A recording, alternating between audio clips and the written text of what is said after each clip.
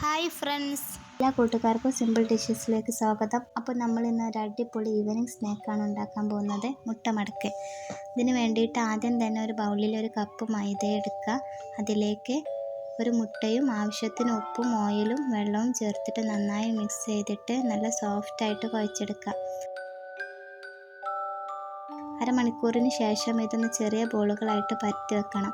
ശേഷം ഒരു പാത്രത്തിൽ മുട്ട പൊട്ടിച്ചൊഴിച്ച് മിക്സ് ചെയ്തതിന് ശേഷം അതിലൊരു സ്പൂൺ എടുത്ത് ഈ ഒരു മാവിലേക്ക് സ്പ്രെഡ് ചെയ്ത് കൊടുക്കുക. പിന്നെ അതിലേക്ക് ചെറുതായി കട്ട് ചെയ്ത് വെച്ച സവാളയും പച്ചമുളകും മല്ലിയിലയും തക്കാളിയും പെപ്പറും ചില്ലി ഫ്ലേക്സും ആവശ്യത്തിന് ഉപ്പും ചേർത്ത് നന്നായി ഒന്ന് മടക്കിയെടുക്കണം.